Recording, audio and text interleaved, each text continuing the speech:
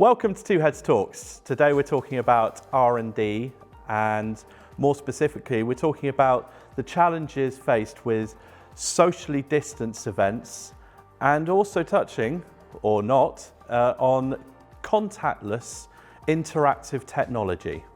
So we've been working with aerospace giant Airbus for a number of years now, and we have been able to really delve deep into their requirements of how they want their customers to engage at a show. Also to make sure that customers feel that they don't have to speak to people, they can have that exploration themselves without having to feel the need to straight away go up and speak. So we developed a transparent screen totem that was the welcome point to the stand.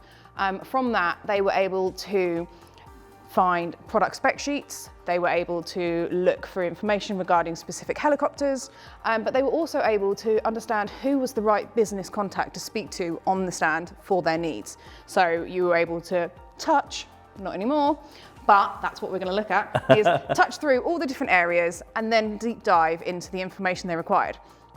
With the limits that we're going to have now with the COVID regulations, what can we do to evolve this technology to still allow Airbus to use the content that we've already developed for them, but in the new ways? Okay, I mean, yeah, I think the best way to tackle this is to talk about maybe three specific areas of technology that can be used to enable gestured control. Essentially, that's what we're looking at. So, number one, we could set up a projection map on the floor, track people, and we can actually track the movement of their feet and have a large-scale interactive piece that will enable them to interact with content. Secondly, we have the same sort of technology, but rather than something tracking from above, you can track straight in front, and it will track gestures. It'll even track your fingers, so you can do certain gestures with your hands, and it will interact and do different things. And then the third piece of technology is a device that you can place on a surface, and it will then track everything above it. So you can then move your hands, and it's more like using a touchscreen, but without the actual physical contact. Those are sort of three, fairly widely used areas. Now, specifically, you've asked about a sort of interactive totem type area. There are two initial ways that I would look at. The third piece of technology, having a gesture controlled device and a screen to try and replicate that as closely as possible, or go big, go for a scaled up version, have a screen at a 45-degree angle where you're projecting onto, so it gives the impression of almost like a hologram, and then have gesture control using an IR camera or something similar, and be able to interact with a massive transparent display. So, how do I do this with smaller budgets?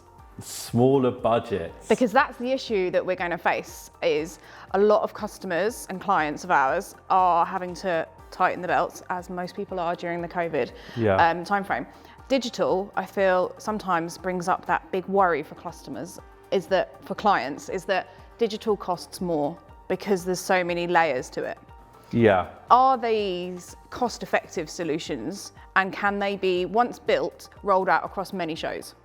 So in a word, yes. The technology out there is not hugely expensive, and there's also, we've already done in-house a lot of development around it. So we're able to implement these technologies in a very cost-efficient manner.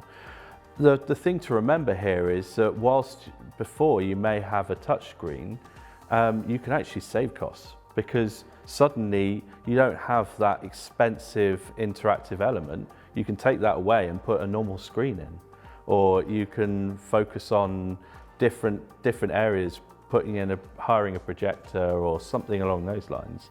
And in doing so, there are ways of actually putting in some really interesting technology for about the same cost, if maybe a little bit more, but very much still. And there's definitely budget scalability to it, isn't there? Certainly, yeah, scalability and portability as well. Yeah. We're not talking about huge installations unless that's what the client wants. If they want a totem with a way of interacting with that, then we can build that in the same footprint that the current technology is in place. So how do we get away from customers using iPads as a supportive device to allow customers to deep dive into products? The way to tackle this is to look at the challenge in hand. We want to be able to deliver content in a portable manner to our clients' customers, and we need to do it in the most cost-effective way.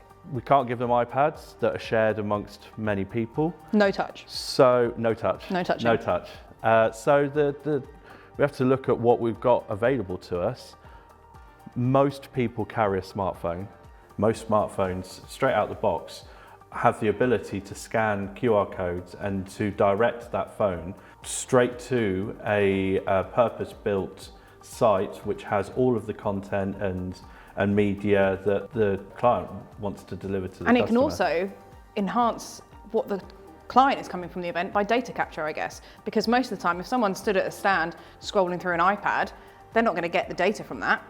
Actually, if their customers are having to log on to a web portal, they could actually put a level of data capture into it as well. Absolutely, and I mean, why not go one step further and gamify it? So suddenly you have the ability, the more things that they touch in on, the more points that they raise or something along those lines, get a certain number and they can enter into a draw to win an iPad. Everybody loves competition. The iPad that they couldn't get because they're not allowed to touch. Yeah, exactly. Yeah. But as well as QR, you've also got NFC, which some phones can tackle as well.